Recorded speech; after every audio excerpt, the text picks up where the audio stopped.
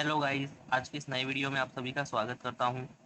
तो जैसा आपको पता है आरपीएससी का जो है नया सिलेबस सेकंड ग्रेड का यानी सीनियर टीचर का आ चुका है। वो आई थिंक आपने देख लिया होगा। अगर आप उसको डाउनलोड करना चाहते हैं तो आरपीएससी की ऑफिशियल साइट पे वो मिल जाएगा। वरना वीडियो के एंड में मैं आपको ज़रूर उसको दिखाऊंगा। लेकिन उससे पहले ये जो पुराना सिलेबस है, मैं यहाँ पे आपके लिए जो लेकर आया हूँ कि इसमें मैंने हाईलाइट किया हुआ है। एक ग्रीन कलर से आपको दिख रहा होगा, एक रेड कलर से। मैं आपको पहले ही बता देता हूँ, ग्रीन कलर से जो हाईलाइटेड टॉपिक्स हैं वे टॉपिक्स हैं जो आपके नए सिलेबस में हैं। मतलब और रेड कलर के वो टॉपिक्स हैं जो आपके सिलेबस में नए वाले में हैं, लेकिन वो ग्रेजुएशन में हैं आपके। मतलब यहाँ से उन्होंने क्या किया, नए सिलेबस में जब आप देखेंगे तो आपको पता चलेगा कि कुछ टॉपिक्स ग्रेजुएशन स्टैंडर्ड में डाल दिए हैं, सीनियर सेकेंडरी और सेकेंडरी लेवल के उठा के। दूसरा उन्होंने क्या किया कि एक और चीज़ है इस बार कि मार्क्स का सेपरेशन उन्होंने नहीं दिखा रखा। तो ये थोड़ी सी प्रॉब्लमेटिक हो सकती है चीज़ें। मैं आपको बताऊंगा वीडियो के एंड में तो ये किस प्रकार से नया सिलेबस जो है आपको अफेक्ट करेगा, आपकी प्रिपरेशन को अफेक्ट करेगा। तो पहले तो आप यहाँ पे देख लीजिए, अगर आपके पास हार्ड कॉपी है या फिर पीडीएफ है तो आप इन टॉपिक्स को लगा लीजिएगा। ठीक है, मैं आपको फिर से बता देता हूँ, हाईलाइटेड टॉपिक्स आपके नए सिलेबस में है और जो मैंने टॉपिक्स नॉर्मल हाईलाइटेड नहीं किए हुए हैं वो टॉपिक्स आपके सिलेबस से रिमूव कर दिए गए हैं। तो मैं आपको बताऊं, स्टार्टिंग में आप देख रहे होंगे सेल स्ट्रक्चर और फंक्शन, ये सारी कंप्लीट यूनिट जो है। अब इसमें सेल इंक्लूजन जो है वो आपका हटा दिया गया है, लेकिन ये तो 11th की क्लास में जो है छोटा सा टॉपिक है। आपको 11th की एनसीईआरटी बुक में आपको मिल जाएगा cell inclusion. I think chapter 6 वो है। ये कोई खास बड़ा टॉपिक है नहीं, तो आप इसको कोई दिक्कत आपको नहीं होने वाली है, तो आप नॉर्मली पढ़ सकते हैं। उसके बाद अगर बायोमोलिक्यूल्स की बात करें तो complete topic senior secondary standard का आपका हटा दिया है, लेकिन ये ग्रेजुएशन में आपको देखने को मिलेगा। उसके बाद आप कंप्लीट देखते जाइए। कुछ जैसा कि आपको यहाँ पे कुछ फैमिली दिखाई दे रही हैं प्लांट्स की, जैसे ब्रेसिकेसी, मालवेसी। तो यहाँ में इसमें से कुछ फैमिलीज उन्होंने हटाई है और कुछ एडिशनल फैमिलीज जोड़ी हैं। लेकिन ये वाले जो टॉपिक्स हैं ये भी आपको वहाँ पे ग्रेजुएशन स्टैंडर्ड में ही देखने को मिलेंगे, नया जो सिलेबस है उसके अंदर। तो मैं आपको एक बार कंप्लीट सिलेबस दिखा देता हूँ। उसके बाद मैं आपसे डिस्कस करूँगा कि किस टाइप से जो है आपको अपनी प्लानिंग करनी है और किस प्रकार से आपको पढ़ना है। अब इनमें से अगर आप पहले से कोचिंग ले रखी है आपने और आपने ये टॉपिक पढ़ लिया, सेल्फ स्टडी भी अब अगर आप कर रहे थे, आपने ये टॉपिक्स पढ़ लिए, तो अब बस सिलेबस के अकॉर्डिंग आपको ये ध्यान रखना है कि आपको ये टॉपिक्स का रिवीजन नहीं करना है, अगर आप सिर्फ सेकंड ग्रेड के लिए तैयारी कर रहे हैं तो। क्योंकि बाकी जो टॉपिक्स हैं अगर आप और चीज़ की भी तैयारी कर रहे हैं तो उसके अंदर आने वाले हैं। जैसे रीट की अगर हम बात करें और आपने पढ़ लिया तो आपका नुकसान नहीं है बिल्कुल, वहाँ पे आपको काफ़ी हेल्प करेंगे। अगर आपने लेबर असिस्टेंट का भी फॉर्म भरा है तो वहाँ पे भी जो टॉपिक आपने पढ़ लिए वो आपकी काफ़ी हेल्प करने वाले हैं। बात करें इवोल्यूशन की तो आप ये देख पा रहे होंगे, ये टॉपिक्स वहाँ से हटा दिए गए हैं। और ये जो रेड हाईलाइटेड टॉपिक्स हैं ये आपके ग्रेजुएशन में डाल दिए यहाँ से हटा के। तो ग्रेजुएशन लेवल के अब आपको ये टॉपिक तैयार करने होंगे। ये अब यहाँ से केमिस्ट्री अपना स्टार्ट हो जाता है। तो केमिस्ट्री के अंदर ये कंप्लीट जैसे स्टेट्स ऑफ मैटर है, पूरा का पूरी यूनिट जो है वो ग्रेजुएशन में डाल दी है। कोऑर्डिनेशन कंपाउंड्स है, ये भी ग्रेजुएशन लेवल की आपको अब पढ़नी है। लेकिन फ़ायदा ये है कि आपको सीनियर सेकेंडरी और सेकेंडरी के अंदर जो है ये आपको नहीं पढ़ना है, वो यहाँ से रिमूव कर दिया गया है।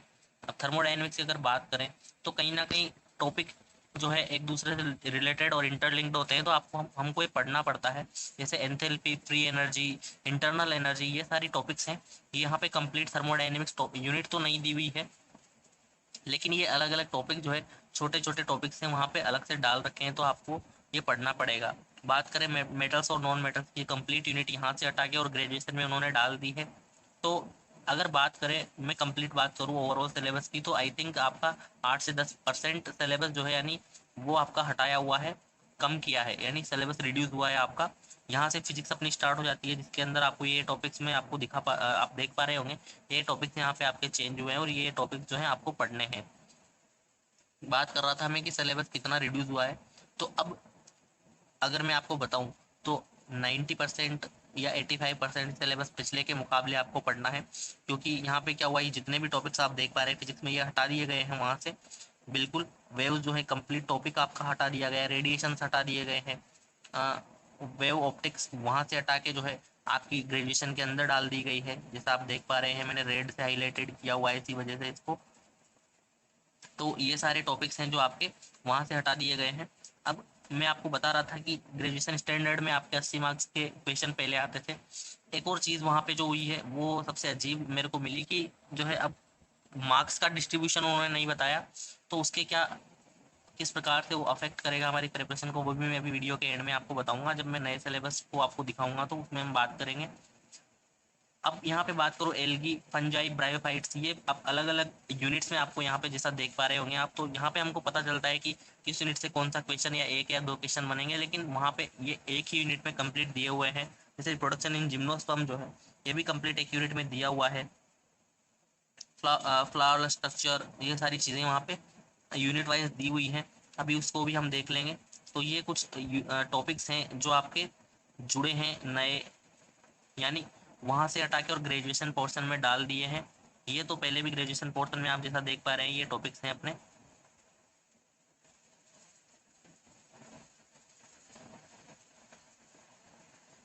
तो अब जो है ये कंप्लीट सिलेबस हम देख चुके हैं। टीचिंग मेथड्स की अगर बात करें इसमें कुछ खास बदलाव है नहीं, जैसे ही आप देखेंगे आपको पता चल जाएगा इसमें कोई खास चीज़ें बदली नहीं गई हैं। अब मैं यहाँ पे आपसे बात कर रहा था कि आप देख पा रहे हैं कि 180 मार्क्स का जो है आपका सेकेंडरी और सीनियर सेकेंडरी लेवल का होता था मैटर। 80 मार्क्स की बात करें तो ग्रेजुएशन का होता था, और 40 मार्क्स का जो है बात करें तो टीचिंग मेथड्स का होता था। अब वहाँ पे उन्होंने डिवाइडेशन नहीं दे रखा, तो मुझे लगता है कि 40 मार्क्स यानी ये 20 क्वेश्चन जो हैं टीचिंग मेथड्स के, ये तो एज इट इज़ यहीं से होने वाले हैं, क्योंकि इनका वेटेज उनको रखना ही होगा, मतलब इनका वेटेज रखना ही पड़ता है।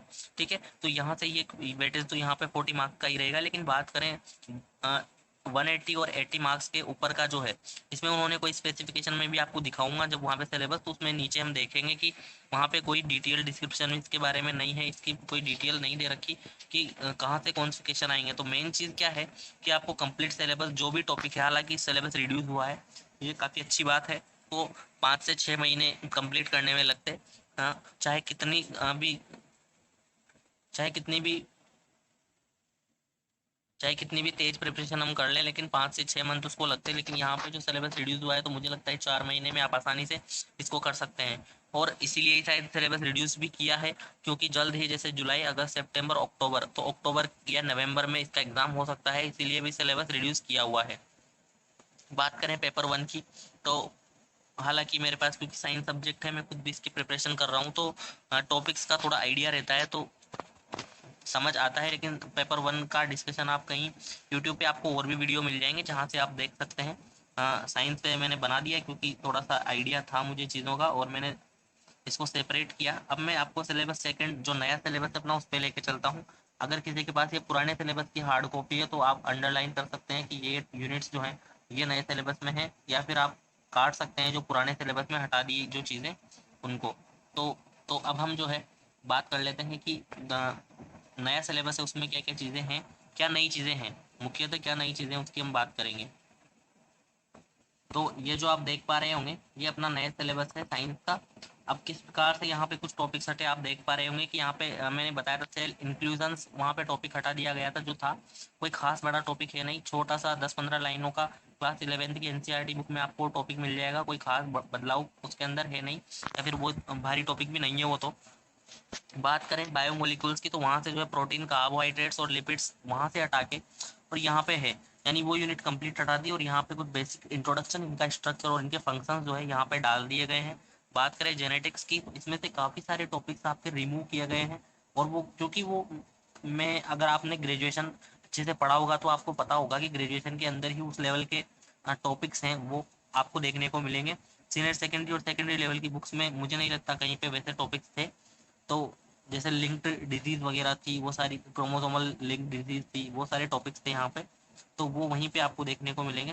टेक्सानोमी में क्या बदलाव हुआ इसकी अगर हम बात करें, तो यहाँ पे पहले जो क्लास लेवल तक का क्लासिफिकेशन हमको पढ़ना पड़ता था, अब सिर्फ हमको फाइलम लेवल तक का ही पढ़ना है, और उसमें भी जो है एनिमल किंगडम और प्लांट किंगडम, इन दोनों की ही यहाँ पे बात करनी है, इन दोनों को ही आपको पढ़ना है, जिसमें प्रोटोजोआ से कोर्डेटा तक, और उधर प्लांट किंगडम में एल्गी से लेके एंजियोस्पर्म तक हमको पढ़ना है सिर्फ। तो इसमें कहीं ना कहीं रियायत हमको मिली है, कुछ एक्स्ट्रा क्लास लेवल का क्लासिफिकेशन तो हमको नहीं पढ़ना।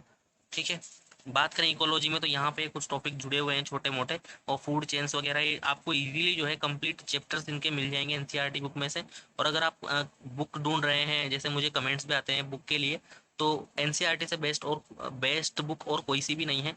आप 11th-12th और हो सकता है तो 9th-10th की एनसीईआरटी बुक देखिए, लेकिन अभी अगर आप कोचिंग आपने ज्वाइन कर रखी है या कोचिंग आप कर रहे हैं, तो पहले उसको कंप्लीट उसके नोट्स आप पढ़िए, उसके बाद जो है आप बुक लेने भी अगर जाएँ या बुक आपको चाहिए तो एनसीईआरटी मैं प्रेफ़र करूँगा, आपको सबसे बेस्ट बुक है। उसके अलावा अरिहंत की आप जो साइंस का एडिशन है वो भी आप ला सकते हैं, उसमें कंप्लीट आपको क्योंकि एक ही जगह मटेरियल मिल जाएगा। लेकिन वही बात है कि अभी तो पुराने एडिशन है तो पुराने सिलेबस के अकॉर्डिंग मिलेंगे, तो आपको वहाँ पे बस ये ध्यान रखना है कि कौन सा टॉपिक आपका इस साल हटा दिया गया है तो उसी को आपको पढ़ना है, बाकी को आपको छोड़ देना है, वरना आपका टाइम खामखा खराब हो जाएगा। तो मेन चीज़ ये है कि जो सिलेबस है वो आपको दिमाग में रखना है और कंप्लीट प्रिपरेशन करनी है, क्योंकि सिलेबस छोटा हो गया है।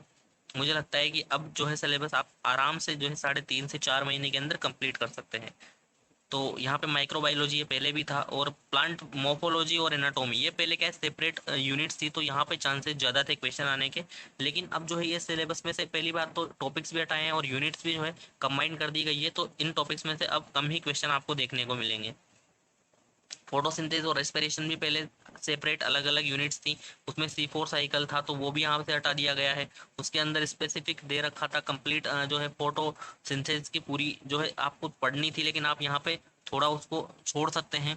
लेकिन फिर भी मुझे लगता है आपको छोटी मोटी चीज़ें नहीं छोड़नी चाहिए, जो एक दूसरे से इंटरलिंक्ड है वो भी आपको पढ़ लेनी चाहिए। लेकिन यहाँ पे इस यूनिट में जो है रेस्पिरेशन भी इन्होंने जोड़ दिया है। तो बाकी जो है आगे अगर मैं आपको आप देख रहे होंगे जैसा, तो एवोल्यूशन में भी यहाँ पे कुछ छोटी मोटी चीज़ें जो है हटा दी गई हैं। तो ये कंप्लीट सिलेबस आप देखेंगे। अब मैं आपको बता रहा हूँ, हाँ बात करें ह्यूमन हेल्थ की, तो इसमें जो है आपके ज़रूर ये टॉपिक नया जोड़ा हुआ है, इसमें हमको ह्यूमन डिजीज़ पढ़नी है। बेसिकली हम मैं बात करूँ तो ये जो टॉपिक है 11th में 12th में भी थोड़ा सा है, लेकिन जैसे वैक्सीनेशन है ये इम्यूनिटी वाला चैप्टर है, तो उसमें से आ जाता है इम्यूनिटी है। यहाँ पे दे रखा है टिश्यू ट्रांसप्लांटेशंस, ये सारी टॉपिक्स हैं, ये ग्रेजुएशन में होते हैं और ग्रेजुएशन लेवल का थोड़ा सा यहाँ पे होता है, लेकिन आपको ये सिर्फ सेकेंडरी लेवल तक का ही पढ़ना है। बात करें केमिस्ट्री की, तो जैसा मैंने आपको बता दिया कि कौन कौन से जो यूनिट्स थे वो आप देखेंगे, आप मैच करेंगे तो आपको पता चल जाएगा। मैंने चेक करके इनको बिल्कुल एज इट इज़ आपको बता दिया है कौन सी यूनिट्स हैं जो आपके हैं, कौन सी है जो रिमूव हो गई है, और कौन सी यूनिट्स या कौन से टॉपिक्स जो है ग्रेजुएशन में उन्होंने डाल दिया। रेडॉक्स यहाँ पे है, ये सारी चीज़ें हैं। लेकिन फिर भी अगर देखा जाए तो सिलेबस रिड्यूस हुआ है। फिजिक्स की अगर हम बात करें तो उसमें वेक्टर्स है पहले का जो टॉपिक है, अब काइनेमेटिक्स दे दिया इन्होंने, डायरेक्ट एक कंप्लीट यूनिट दे दी, इसमें सिर्फ 1D हमको पढ़ना है।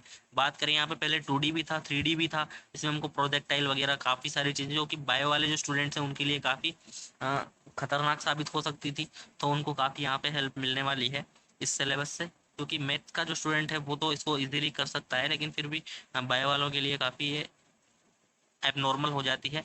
अब लॉज ऑफ मोशन जो है ये डायरेक्टली यहाँ पे इन्होंने यूनिट दे दी, तो अब ये है कि इसमें से कंप्लीट क्वेश्चन डायरेक्ट बनेंगे, ये हमको पता चल जाता है। वर्क एनर्जी पावर यहाँ पे दिया हुआ है, पहले यहाँ पे जो है एक्स्ट्रा टॉपिक्स और भी थे इसके अंदर, अब वो हटा दिए गए हैं। बात करें फ्रैक्शन की, तो fraction complete topic as it is आपको देखने को मिलेगा। रे ऑप्टिक्स और वेव ऑप्टिक्स पहले थी, तो अब यहाँ पे सिर्फ रे ऑप्टिक्स बची है, वेव ऑप्टिक्स यहाँ से हटा दी गई है। जैसा आप देख पा रहे होंगे कि वेव ऑप्टिक्स अब जो है उन्होंने ग्रेजुएशन पोर्शन के अंदर डाल दी, अभी हम डिस्कस करेंगे उसके बारे में भी।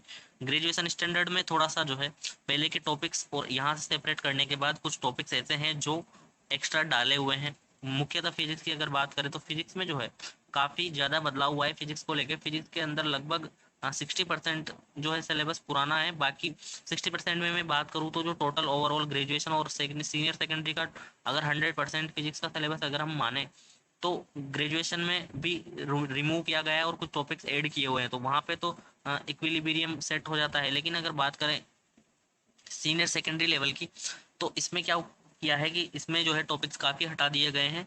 आप देख पा रहे होंगे कि ये जो सिलेबस है ये अपना नया सिलेबस है, और एक ग्रेजुएशन लेवल में ये कुछ टॉपिक्स हैं, बायोलॉजी के काफ़ी सारे टॉपिक्स हैं।